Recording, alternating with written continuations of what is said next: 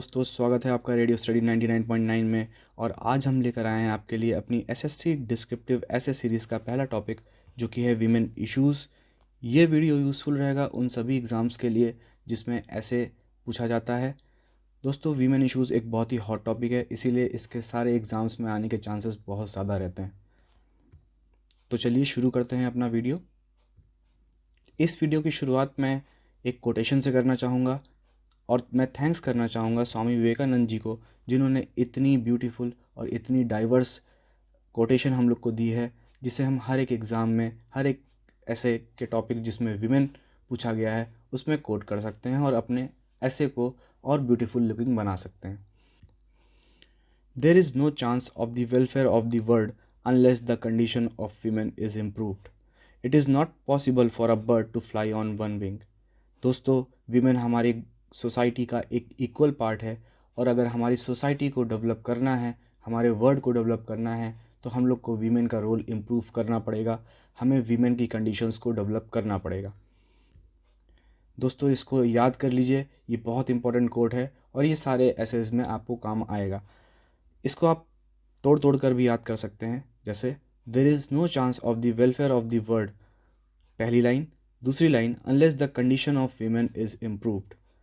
और तीसरी line, it is not possible for a bird to fly on one wing. तो दोस्तों, इस कोटेशन को ज़रूर याद कर लीजिए। शुरुआत करते हैं इस वीडियो के कंटेंट से। हम लोग इस वीडियो में पढ़ेंगे वीमेन पॉपुलेशन के बारे में, उनकी एजुकेशन के बारे में, उनकी हेल्थ, उनकी एम्प्लॉयमेंट, उनकी सिक्योरिटी, उनकी सेफ्टी।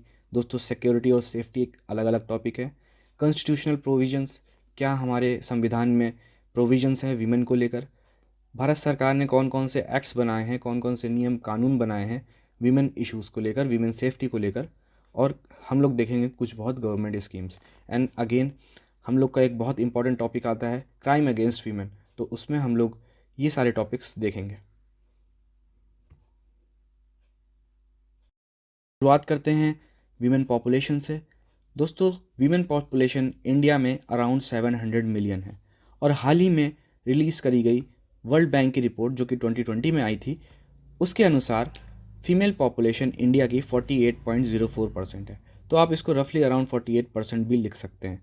दोस्तों, हाल ही में रिलीज़ करी गई नेशनल फैमिली हेल्थ सर्वे 5 के द्वारा ये बताया गया है कि इंडिया में सेक्स रेशियो 1020 फीमेल्स हो गया है पर 1000 मेल्स के ऊपर, जो कि सेंसस 2011 के अकॉर्डिंग 940 था।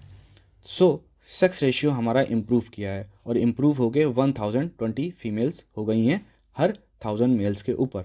तीसरी चीज़ हमारी, जो कि national family health survey 5th report के द्वारा बताया गया कि चाइल्ड सेक्स रेशियो भी हमारा इम्प्रूव किया है। वो 1063 हो गया है, जबकि पिछली बार वो 1036 था। दोस्तों, फीमेल लिटरेसी इंडिया में अराउंड 70.3% है, जो कि 75th round of national sample survey NSSO के द्वारा दी गई है।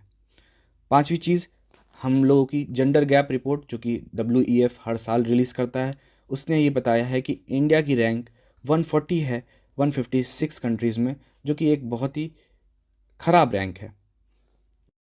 दोस्तों, इन सभी फैक्ट्स एंड फिगर्स को आप अच्छे से लर्न कर लीजिए, क्योंकि ये आपको किसी भी ऐसे को इंट्रोड्यूस करने में हेल्प करेंगे। बात कर लेते हैं वीमेन एजुकेशन की। वीमेन एजुकेशन के लिए जो इंडिया में मिनिस्ट्री रिस्पॉन्सिबल है, वो है ministry of women and child development, जो कि हेड करती हैं श्रीमती स्मृति जुबिन ईरानी जी। दोस्तों, 2011 सेंसस के अकॉर्डिंग इंडिया की जो टोटल लिटरेसी रेट है, साक्षरता दर है, वो 74% है। मतलब कि 74% लोग पढ़े लिखे हैं इंडिया में, जहाँ की वीमेन की लिटरेसी जो रेट है वो 65.46% है। बट लेटेस्ट आंकड़ों के अनुसार, जो कि NSSO ने दिए हैं, वीमेन की लिटरेसी 70.3% हो गई है 2021 में। सो 10 सालों में वीमेन की जो लिटरेसी है वो 11% से इंक्रीज़ करी है। अब बात कर लेते हैं बेनिफिट्स ऑफ वीमेन एजुकेशन की। अगर वीमेन एजुकेटेड होंगी तो इंडिया को कौन कौन से बेनिफिट्स होंगे, इस सोसाइटी को कौन कौन से बेनिफिट्स होंगे। दोस्तों, सबसे बड़ा बेनिफिट तो इकोनॉमिक बेनिफिट होगा। जैसा कि हम लोग सब लोग जानते हैं कि वीमेन की पॉपुलेशन ऑलमोस्ट इक्वल है इंडिया में, तो अगर इंडिया को इकोनॉमिकली इम्प्रूव करना है, इंडिया को $1 ट्रिलियन इकोनॉमी बनने का ख्वाब देखना है तो इंडिया को कि वीमेंस को भी इक्वल हिस्सा लेना पड़ेगा। तो सबसे पहला बेनिफिट है ग्रोथ इन जीडीपी होगा अगर वीमेन एजुकेशन आएगी, और सबसे बड़ा बेनिफिट ये है कि डिक्रीज़ इन पॉवर्टी होगा। दोस्तों, बहुत सारी महिलाएं घर में हाउसवाइफ होती हैं, वो कुछ अर्न नहीं कर पाती, और अगर वीमेन अर्न करेगी तो किसी भी घर की इनकम डबल हो जाएगी। और हम लोग ये भी जानते हैं कि poverty is the mother of all crime. So अगर पावर्टी रिड्यूस होती है तो दूसरे क्राइम्स भी रिड्यूस होंगे। दूसरा हमारा बेनिफिट जो कि विमेन एजुकेशन का है वो है विमेन एम्पावरमेंट एंड इक्वालिटी। तीसरा बेनिफिट है विमेन राइट्स जो हैं उनका प्रोटेक्शन होना। दोस्तों, अब ये जो बेनिफिट्स हैं वो सिर्फ विमेन एजुकेशन के बेनिफिट नहीं हैं, वो आप किसी भी विमेन का जो टॉपिक आता है उसमें ये बेनिफिट्स को इंक्लूड कर सकते हैं। विमेन एम्पावरमेंट का टॉपिक आया तो यहाँ पे विमेन एम्पावरमेंट की जगह विमेन एजुकेशन हो जाएगा। तो आप इन बेनिफिट्स को किसी भी विमेन टॉपिक पे यूज़ कर सकते हैं। दोस्तों, कुछ बहुत गवर्नमेंट स्टेप्स हैं जैसे बेटी बचाओ बेटी पढ़ाओ योजना, working women hostels, step program जो कि ट्रेनिंग और एम्प्लॉयमेंट के लिए है विमेन की, वन स्टॉप सेंटर स्कीम जिसको हम लोग सखी बोलते हैं। दोस्तों, इस वीडियो में मैंने गवर्नमेंट स्कीम्स का इलेबोरेट डिस्कशन नहीं किया है, गवर्नमेंट स्कीम्स एक अलग वीडियो में आएंगी। तो अगर आप चाहते हैं कि आपको एक मेजर गवर्नमेंट स्कीम्स का एक वीडियो मिले तो आप प्लीज़ कमेंट सेक्शन में कमेंट करके बताइए। बात कर लेते हैं विमेन हेल्थ की। तो हाल ही में करी गई एक रिसर्च के अनुसार जो कि एम्स और हार्वर्ड यूनिवर्सिटी ने मिल के करी थी, ये पाया कि इंडिया में केवल 37% of women he proper health care को रिसीव करती हैं।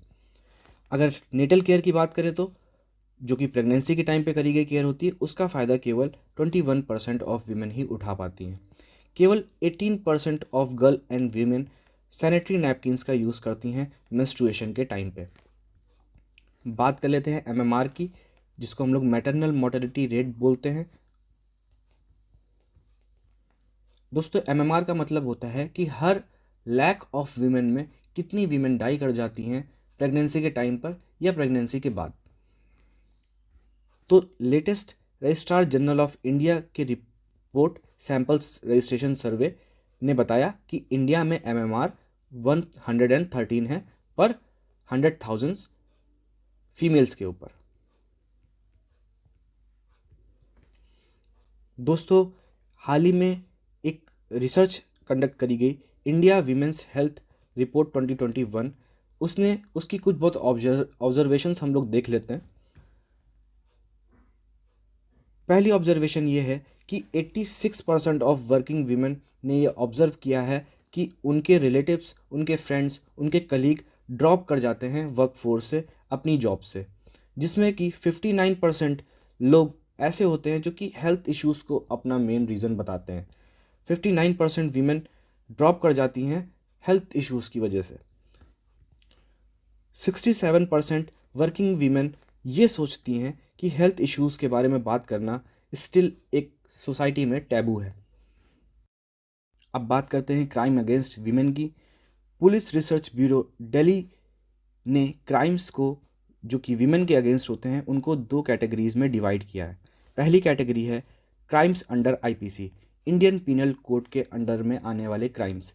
वो है rape, kidnapping, molestation, eve teasing, dowry torture और इंपोर्ट एक्सपोर्ट करना गर्ल्स जो कि 21 साल के नीचे हैं। दूसरी कैटेगरी है क्राइम्स जो कि लोकल और स्पेशल लॉज के अंडर में आते हैं। वो है सती, डाउरी। दोस्तों, डाउरी टॉर्चर और डाउरी में फ़र्क है। Trafficking and indecent representation of women. बात करते हैं रेप एंड अब्यूज़ की। According to national crime records bureau report 2020 ने बताया है कि क्राइम अगेंस्ट वीमेन इंक्रीज़ किया है 7% से।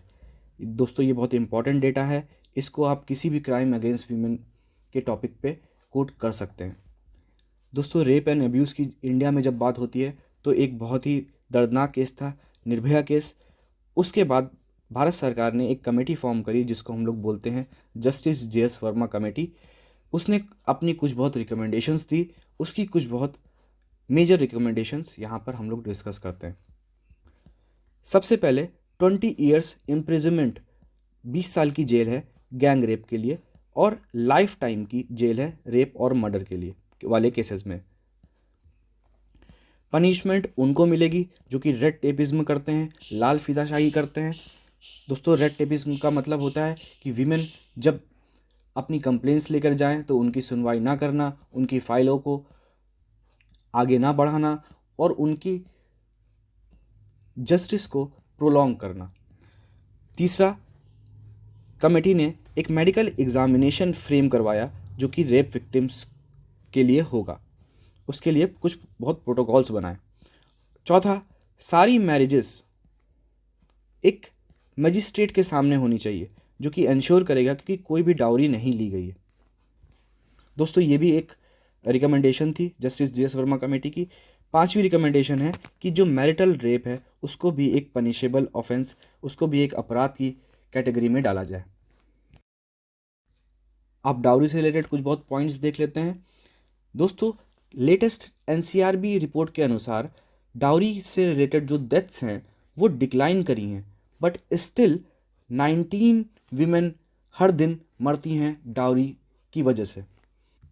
टोटल 6966 केसेस आए हैं, मतलब ओवर 7000 केसेस आए हैं पिछले साल डाउरी के। सेकेंड पॉइंट हमारा, मिडिल क्लास वीमेन जो होती हैं वो ज़्यादा सफरर्स होती हैं लोअर क्लास और अपर क्लास वीमेन के कंपैरिजन में। और ये बात सच भी है क्योंकि अपर क्लास को तो डाउरी की कोई चिंता ही नहीं है, उनके पास तो खुद ब खुद ही इतना पैसा है। और लोअर क्लास को अगेन कोई चिंता नहीं क्योंकि उनके पास पैसा ही नहीं है डाउरी देने का। बट स्टिल लोअर क्लासेस में भी और अपर क्लासेस में भी डाउरी के केसेस देखे जाते हैं, बट सबसे ज़्यादा जो केसेस देखे जाते हैं वो मिडिल क्लास वीमेन में देखे जाते हैं। ये एक सजेशन है जो कि मैंने बताया था आपको, justice J S Verma committee ने दिया था कि सारी मैरिजेस एक मजिस्ट्रेट के सामने होनी चाहिए जो कि इंश्योर करेगा कि कोई भी डाउरी ली या दी नहीं गई है। अब बात करते हैं डोमेस्टिक वायलेंस यानी कि घरेलू हिंसा की। तो दोस्तों, घरेलू हिंसा स्लैप और किक से लेकर मर्डर तक की हो सकती है। एक डेटा के अनुसार ये पाया गया है कि जो 25 साल से कम महिलाएं हैं उनके साथ डोमेस्टिक वायलेंस के केसेस ज़्यादा होते हैं, उनका हायर विक्टिमाइजेशन रेट है, वो ज़्यादा पीड़ित है। और ये एक बहुत ही अनफॉर्चुनेट सिचुएशन है कि most of the cases India में अनरिपोर्टेड रहते हैं। वाइफ साइलेंटली ह्यूमिलेशन को बर्दाश्त कर लेती हैं और ये बिलीव कर लेती हैं कि यही उसकी डेस्टिनी है। मेजर कॉजेज जो आइडेंटिफाई किए गए हैं वो ऑफेंडर की ड्रंकनेस, उसकी शराब पीने की आदतों से लेकर एक्स्ट्रा मैरिटल अफेयर्स और प्रोवोकेशन मतलब कि भड़काना से भी डोमेस्टिक वायलेंस के केसेस सामने आते हैं। दोस्तों, कोई भी पता नहीं लगाया गया है रिलेशन का जो कि एजुकेशन ऑफ गर्ल या फिर उनके टॉर्चर, मतलब, और ये केस डाउरी के केस में भी अप्लाई होता है। मतलब ऐसा नहीं है कि किसी गर्ल की एजुकेशन ज़्यादा है तो उससे डाउरी कम ली जाएगी या उसका कम टॉर्चर होगा। तो कोई भी रिलेशन नहीं पता लगाया गया है गर्ल्स की एजुकेशन का, उनके टॉर्चर या फिर डाउरी का। बात कर लेते हैं ऑनर किलिंग की।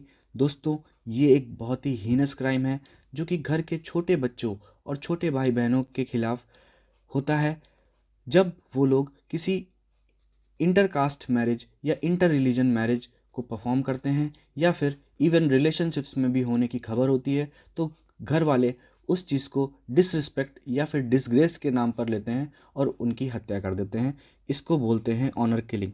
सो ऐसी किलिंग जो कि जस्टिफाइज करे जो विक्टिम डिसग्रेस या डिसरिस्पेक्ट लाया है फैमिली को या फिर सोसाइटी को, सोशल ग्रुप के ऊपर। दोस्तों, ऑल्दो इस क्राइम से पीड़ित सिर्फ महिलाएं नहीं हैं, पुरुष भी हैं, बट जो मोस्ट ऑफ द विक्टिम्स हैं वो फीमेल्स ही होती हैं। जो मेजर रीजंस आइडेंटिफाई किए गए हैं वो सबसे पहला relationship in other caste and religion जो कि मैंने आपको बताया।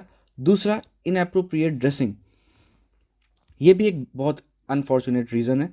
और तीसरा, होमोसेक्सुअल रिलेशनशिप्स। दोस्तों, हाल ही में सुप्रीम कोर्ट ने सेक्शन 377 को डिक्रिमिनलाइज कर दिया है जो कि आईपीसी का था और होमोसेक्सुअलिटी को लीगल कर दिया है।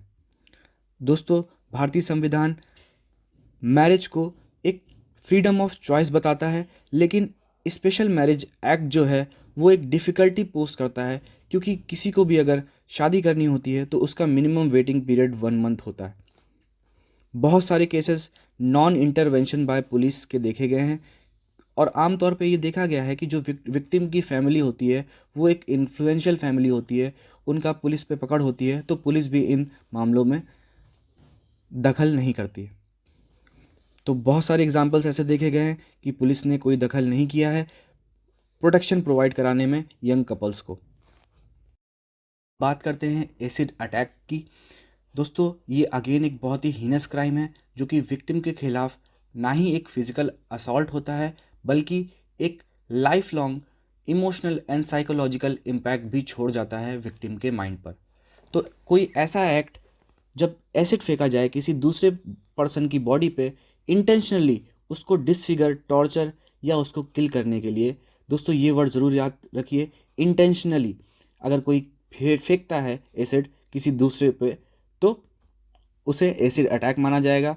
दोस्तों विक्टिम्स परमानेंट ब्लाइंडनेस सफ़र करते हैं, लाइफ लॉन्ग बॉडीली डिसफिगरमेंट सफ़र करते हैं और सबसे बड़ा साइकोलॉजिकल और इकोनॉमिक डिफ़िकल्टीज़ भी सफ़र करते हैं। दोस्तों इंडियन गवर्नमेंट बहुत सारे स्टेप्स उठाती रहती है एसिड अटैक सर्वाइवर्स के ऊपर। हाल ही में इंडियन गवर्नमेंट ने कैंटीन्स और स्टॉल्स लॉन्च करी हैं जिसमें एसिड अटैक्स सर्वाइवर्स को एम्प्लॉयमेंट मिल सके और उनकी कंडीशन इम्प्रूव हो।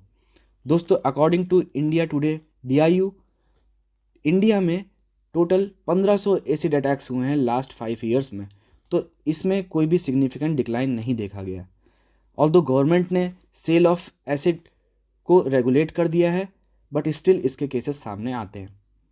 दोस्तों कुछ बहुत सजेशंस हैं कि जो एसिड अटैक सर्वाइवर्स हैं उनका रिहैबिलिटेशन प्रॉपरली होना चाहिए, उनको प्रॉपरली पैसे मिलने चाहिए, कंपनसेशन होना चाहिए और उनको एम्प्लॉयमेंट अपॉर्चुनिटीज़ भी प्रोवाइड करवाई जानी चाहिए। और ऐसे लोग जो कि इस वारदात को परफॉर्म करते हैं उनके लिए स्ट्रिक्ट लॉज होने चाहिए।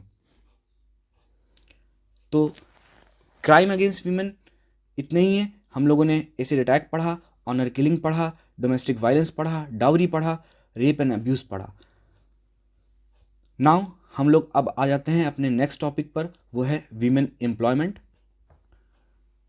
दोस्तों ये डेटा नोट कर लें कि फीमेल वर्कफोर्स पार्टिसिपेशन इंडिया का बहुत कम है जो कि 20.3% है। वर्कफोर्स पार्टिसिपेशन का मतलब इंडिया में जितने भी लेबर्स हैं, जितने भी एम्प्लॉयज़ हैं, उसमें से कितनी फीमेल्स हैं।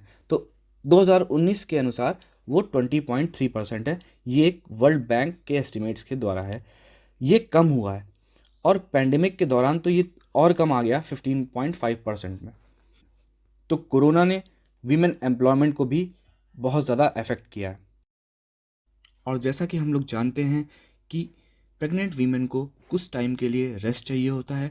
इस चीज़ को इंश्योर करने के लिए गवर्नमेंट ऑफ इंडिया ने मैटरनिटी बेनिफिट एक्ट पास किया 1961 में, जो कि इंश्योर करता है कि एम्प्लॉयर द्वारा अपनी प्रेग्नेंट एम्प्लॉय को 26 वीक्स की पेड लीव्स मिलें। अब बात कर लेते हैं कुछ issues related to working women की। सबसे पहला इशू है डिस्टर्ब वर्क लाइफ बैलेंस। दोस्तों जैसा कि हम लोग जानते हैं कि वर्किंग वीमेन को सिर्फ ना कि अपने ऑफिस का काम संभालना होता है बल्कि अपने घर का भी काम संभालना होता है। उसको घर पे भी बहुत सारे काम होते हैं, उनके बच्चों को देखना होता है और इस चीज़ का बर्डन वीमेन के ऊपर ज़्यादा होता है एज़ कम्पेयर टू मैन। तो ये देखा गया है कि उनकी वर्क लाइफ बैलेंस जो है वो हमेशा कहीं ना कहीं डिस्टर्ब रहता है। दूसरा है अनइक्वल पे। बहुत सारे एम्प्लॉयर्स मेन को प्रीफर करते हैं वीमेन की जगह फॉर द एम्प्लॉयमेंट और ये देखा गया है कि बहुत सारे एम्प्लॉयर्स मेन को ज़्यादा पे करते हैं। तीसरा जो इशू है वो है लीडरशिप का। एक रिसर्च में देखा गया कि जो फॉर्च्यून 500 की लिस्ट है उसमें जस्ट 38 वीमेन हैं जो कि CEOs हैं बड़ी बड़ी कंपनीज़ की। तो ये भी एक प्रॉब्लमेटिक सिचुएशन है। और चौथा, last but not the least, sexual harassment. एक वीमेन को सेक्सुअल हरासमेंट का भी सामना करना पड़ता है। सेक्सुअल हरासमेंट को स्टार्ट करने से पहले दोस्तों मैं आपसे एक रिक्वेस्ट करूंगा कि प्लीज़ इस वीडियो को एटलीस्ट HD पे देखें। ये डेटा कॉम्पैक्ट होने के कारण बहुत लोगों को ये चीज़ें साफ साफ नहीं दिख रही होंगी क्योंकि वो लोअर पिक्सल क्वालिटीज़ पे इस वीडियो को देख रहे होंगे। दोस्तों ये डेटा नोट्स के फॉर्म में था, पॉइंट्स के फॉर्म में था, और एज इट इज़ मैंने इसको टाइप कर लिया और प्रिंट कर लिया ताकि आपको एक ही जगह पे सारी चीज़ें कंपाइल्ड मिल पाएँ। दोस्तों हम जानते हैं कि एग्ज़ाम के टाइम पे हमें सिर्फ पॉइंट्स ही याद आते हैं, हमको बड़े बड़े पैराग्राफ्स याद नहीं आते। स्टिल किसी को अगर प्रॉब्लम है तो वो कमेंट सेक्शन में कमेंट करके बता सकता है। नेक्स्ट टाइम से मैं और भी स्लाइड्स इसमें ऐड कर दूंगा, इस डेटा को एक्सपेंड कर दूंगा। बात करते हैं सेक्सुअल हरासमेंट की। सेक्सुअल हरासमेंट एक बुली होता है सेक्सुअल नेचर का, या फिर फॉल्स प्रॉमिस ऑफ रिवॉर्ड्स होता है in exchange of sexual favours. जब कोई एम्प्लॉयर या फिर कोई कलीग फॉल्स प्रोमिसेस करता है अपनी वीमेन एम्प्लॉय से, उनको रिवॉर्ड्स देकर उनसे सेक्सुअल फेवर लेने के लिए, तो उसे सेक्सुअल हरासमेंट बोलते हैं। दोस्तों इसके इम्पैक्ट बहुत डीप होते हैं। अगेन ये पॉइंट फॉर्म में है, आप इसको as it is point form में याद करिए। सबसे पहला, पोस्ट ट्रॉमेटिक स्ट्रेस डिसऑर्डर। एक स्ट्रेस आ जाता है वीमेन के माइंड में आफ्टर सेक्सुअल हैरेसमेंट, और कुछ कुछ वीमेन तो इसके लिए सुसाइड भी कर लेती हैं। और इन केसेस से सोशल पार्टिसिपेशन वीमेन का डिक्रीज़ हो जाता है। अगर अपने काम करने की जगह पर एक वीमेन को सेफ एनवायरनमेंट नहीं मिलेगा तो वीमेन वहाँ से विड्रॉ करेंगी और उनका सोशल पार्टिसिपेशन डिक्रीज़ होगा। दोस्तों जब सेक्सुअल हरासमेंट की बात होती है तो एक बहुत इम्पॉर्टेंट पॉइंट सामने आता है जो कि है विशाखा गाइडलाइंस। दोस्तों विशाखा गाइडलाइंस 1997 में सुप्रीम कोर्ट द्वारा दी गई थी, जब एक सोशल वर्कर भनवारी देवी का गैंगरेप हो गया था चाइल्ड मैरिज को रोकने के लिए। वो गाइडलाइंस इनकम्प्लीट थी। उस गाइडलाइन को सुपरसीड करने के लिए sexual harassment of women at work place 2013 act पास किया गया गवर्नमेंट ऑफ इंडिया द्वारा। तो आइए जान लेते हैं कुछ उस एक्ट के provision, sexual harassment of women at work place act 2013 के प्रोविज़न। इस एक्ट ने एक मैकेनिज़्म बनाया जिससे कि कंप्लेंट्स का रिड्रेसल हो सके, जो वीमेन की समस्याएं हैं उनका रिड्रेसल हो सके। और इस एक्ट ने सेफगार्ड प्रोवाइड किया फॉल्स चार्जेस के खिलाफ। तो जो फॉल्स केसेस कभी कभी आ जाते हैं सेक्सुअल हरासमेंट से रिलेटेड, उसके लिए भी कुछ पैरामीटर्स बनाए गवर्नमेंट ऑफ इंडिया ने। दूसरा, इस एक्ट में ये स्पेसिफाई किया गया है कि अगर हॉस्टाइल वर्क इन्वायरमेंट होता है तो उसे भी सेक्सुअल हरासमेंट माना जाएगा, उसको एक इनडायरेक्टली सेक्सुअल हरासमेंट माना जाएगा। तो आप ऐसा नहीं कर सकते कि अपनी कंपनी में एक एंटी वीमेन एनवायरनमेंट क्रिएट करें। तीसरा, इस एक्ट ने वर्क प्लेस को भी डिफाइन किया है। इस एक्ट में जो वर्क प्लेस होगी एम्प्लॉय की, वो कि ना सिर्फ उसका ऑफिस बट अपने वर्किंग पीरियड में, वर्किंग टाइम में वो वीमेन कहीं पर भी विजिट करती है, कहीं पर भी जाती है ट्रांसपोर्टेशन से, तो उसको भी वर्क प्लेस माना जाएगा। इस एक्ट में students in schools and colleges और पेशेंट इन हॉस्पिटल्स को भी इंक्लूड किया गया है। और इस एक्ट ने स्पेसिफाई किया है कि कोई भी कंपनी जहां 10 या उससे ज़्यादा एम्प्लॉयज़ वर्क करते हैं, उसे एक इंटरनल कंप्लेंट्स कमेटी बनानी पड़ेगी, जो कि अगर कोई भी सेक्सुअल हरासमेंट का केस आता है तो उसे उसकी इंक्वायरी 90 डेज़ में कंप्लीट करनी पड़ेगी। पांचवा, 50,000 की पेनल्टी है अगर कोई एम्प्लॉयर इस एक्ट के किसी भी प्रोविज़न को नहीं मानता है या फिर उससे कंप्लाई नहीं करता है। अब हम लोग देखते हैं कुछ कॉजेज़ जो कि आइडेंटिफाई किए गए हैं कि वीमेन इस सोसाइटी में सफ़र क्यों कर रही है और उसके खिलाफ क्राइम क्यों हो रहा है। तो दोस्तों जो सबसे पहले जो अपराधी होते हैं उनके अंदर, विक्टिमाइजर्स होते हैं, उनके अंदर देखा गया है कि वो लोग इन कंडीशंस में से कहीं ना कहीं गुजरते हैं, या फिर वो डिप्रेशन का शिकार होते हैं, या फिर वो इन्फीरियरिटी कॉम्प्लेक्स का शिकार होते हैं, वो खुद को दूसरों से इन्फीरियर समझते हैं, उन्हें ड्रग्स की, अल्कोहल की आदत होती है, या फिर वो किसी और पर्सनैलिटी डिसऑर्डर से गुजर रहे होते हैं। तो ऐसे लोग अपराधी होते हैं। उन अपराधियों के साथ हो सकता है कि वो बचपन में वायलेंस का शिकार हुए हों, दैट्स वाई वो ये वायलेंस दूसरों के खिलाफ भी कमिट करते हैं।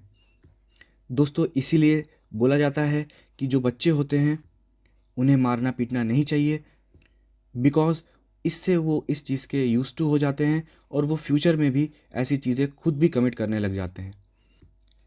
तीसरा एक रीज़न है कि एक सिचुएशनल अर्ज भी कभी कभी क्रिएट हो जाती है वायलेंस अगेंस्ट वीमेन में, और ये चीज़ डोमेस्टिक वायलेंस में सबसे ज़्यादा देखी गई है कि जो वाइफ होती हैं वो इतना भड़का देती हैं हस्बैंड को, इतनी सारी बातें बोल देती हैं कि उससे सिचुएशन काफ़ी बिगड़ जाती है और हालात वायलेंस की तरफ चले जाते हैं।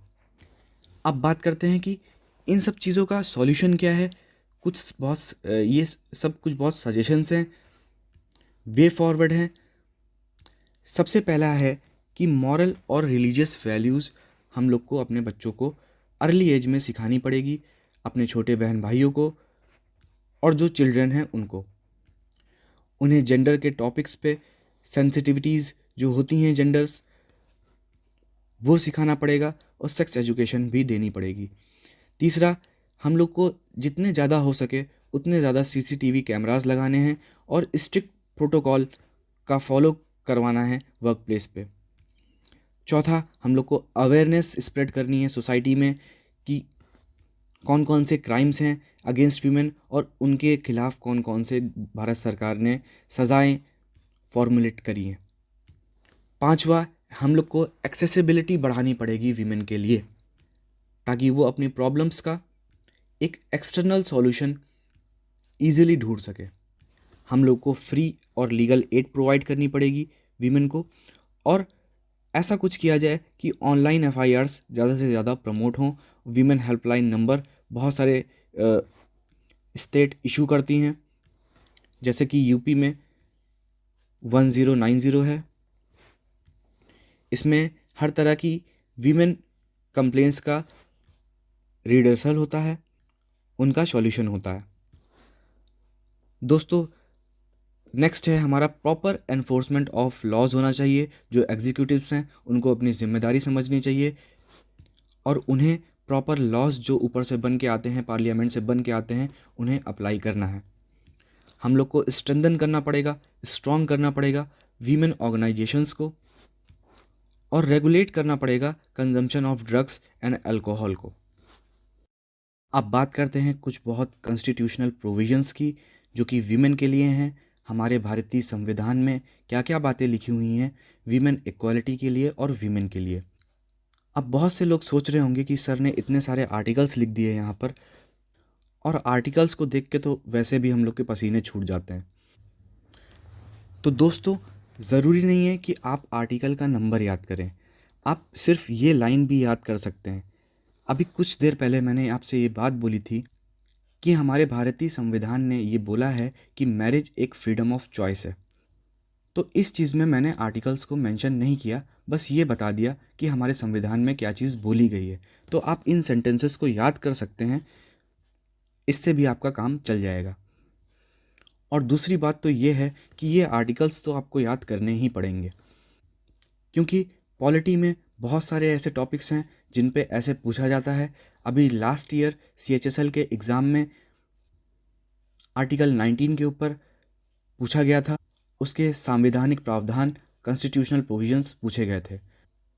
दोस्तों, मेरी एक वीडियो आएगी जो कि पॉलिटिक्स के बारे में होगी, उसमें जितने भी आर्टिकल्स हैं और जितनी भी इम्पोर्टेंट चीज़ें हैं इंडियन पॉलिटी में, उसका एक कंप्लीट एनालिसिस होगा। जैसे ये वीडियो है वैसे ही एक वीडियो होगी। तो अगर आप इंटरेस्टेड हैं तो प्लीज़ इस चैनल को सब्सक्राइब कर लीजिए और नीचे कमेंट सेक्शन में कमेंट करके बताइए कि आपको वो वीडियो चाहिए कि नहीं चाहिए। सो स्टार्ट करते हैं हमारे कॉन्स्टिट्यूशनल प्रोविजन से। सबसे पहला प्रोविज़न है आर्टिकल 14, जो कि इक्वल राइट्स एंड अपॉर्चुनिटीज़ सबके लिए प्रोवाइड करता है। आर्टिकल 15 ये बोलता है कि किसी भी ग्राउंड पे डिस्क्रिमिनेशन नहीं होना चाहिए, जेंडर के बेस पे डिस्क्रिमिनेशन नहीं होना चाहिए।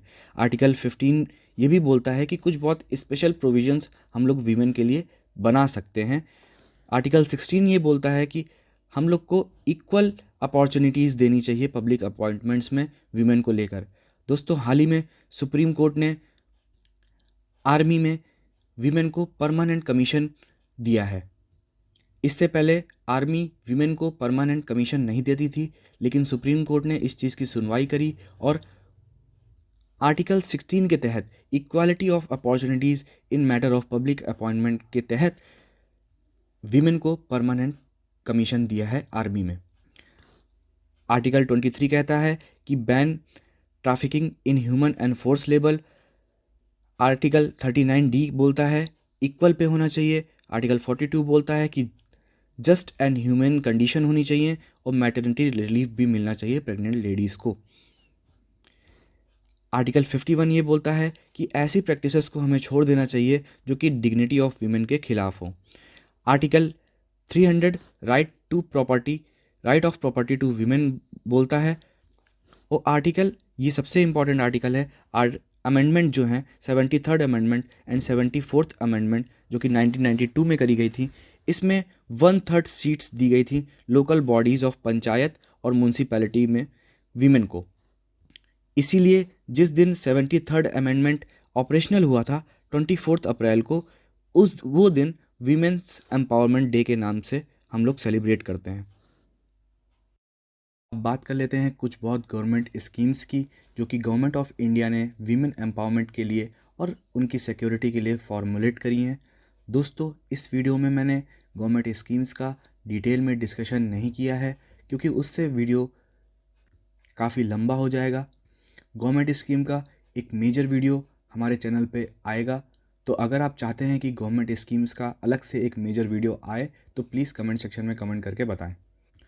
सबसे पहले स्कीम है integrated child development service ICDS जो कि 1975 में आई थी। दूसरी है Rajiv Gandhi scheme for empowerment of adolescent girls जो कि 2010 में आई थी। तीसरी स्कीम है स्टेप ट्रेनिंग और एम्प्लॉयमेंट के लिए। चौथी है धन लक्ष्मी, उज्ज्वला योजना, राष्ट्रीय महिला कोष, Beti Bachao Beti Padhao, Sabla, Kishori health card, Nari portal, she box portal, Sukanya Samriddhi Yojana and सुधार स्कीम। आप लोग इन सब स्कीम्स की डिटेल में खुद से रिसर्च भी कर सकते हैं और अगर आप लोग बोलेंगे तो इनमें से किसी भी स्कीम की अलग से एक वीडियो आ जाएगी। अब बात कर लेते हैं लेजिस्लेटिव मेजर्स या फिर एक्ट्स जो कि गवर्नमेंट ऑफ इंडिया ने फॉर्मुलेट किए थे वीमेंस सेफ्टी को इंश्योर करने के लिए। सबसे पहला एक्ट है सती प्रिवेंशन एक्ट 1987। दोस्तों, जैसे कि हम लोग जानते हैं कि जो सती की प्रैक्टिस है वो 1829 में एबॉलिश कर दी गई थी राजा राम मोहन रॉय के एफर्ट्स के द्वारा, बट इसे कम्प्लीटली क्रिमिनलाइज और इलीगल किया गया 1987 में। इवन उसका ग्लोरिफिकेशन, उसका बखान भी इलीगल है। दूसरा स्पेशल मैरिज एक्ट जो कि इंश्योर करता है कि इस 21 साल के ऊपर 21 ईयर्स के जो मेल्स हैं उनके ऊपर और 18 ईयर्स की जो फीमेल्स हैं उससे ऊपर ही उनकी शादी हो। तीसरा एक्ट है हिंदू सक्सेशन एक्ट 1956 जो कि इंश्योर करता है कि इक्वल शेयर होना चाहिए डॉटर का फादर की प्रॉपर्टी के ऊपर, और जो विडो है, जो विधवा हैं, उनका राइट है कि जो हस्बैंड की प्रॉपर्टी है उसको इनहेरिट करें। चौथा है immoral traffic prevention act ITPA 1986, dowry prohibition act 1961, indecent representation of women act 1986। दोस्तों, ये एक्ट इंश्योर करता है कि किसी भी वीमेन का इनडिसेंट रिप्रेजेंटेशन नहीं होना चाहिए किसी भी मीडिया में, किसी भी न्यूज़पेपर में, किसी भी आर्टिकल में। लास्ट है हमारा डोमेस्टिक वायलेंस एक्ट 2005। दोस्तों, ये टॉपिक हमारा यहीं पर ख़त्म होता है। इस वीडियो में हम लोगों ने एटलीस्ट 25+ टॉपिक्स कवर किए हैं और करंट अफेयर्स में चल रहे कुछ बहुत वीमेन इश्यूज़ के टॉपिक हमारी करंट अफेयर्स की वीडियोज़ में आएंगे और उसके साथ साथ बहुत सारा इंटरेस्टिंग कंटेंट हमारे चैनल पे आने वाला है। तो प्लीज़ चैनल को सब्सक्राइब करना बिल्कुल मत भूलिएगा। और अगर आप चाहते हैं कि करंट इश्यूज़ के भी टॉपिक्स ऐसे के लिए हम लोग वीडियो बनाएं तो कमेंट सेक्शन में कमेंट करके ज़रूर बताएं। ये कुछ बहुत प्रैक्टिस क्वेश्चंस हैं जिनकी आप प्रैक्टिस कर सकते हैं। लाइक करें, शेयर करें, कमेंट करें और सब्सक्राइब करना तो बिल्कुल भी मत भूलें।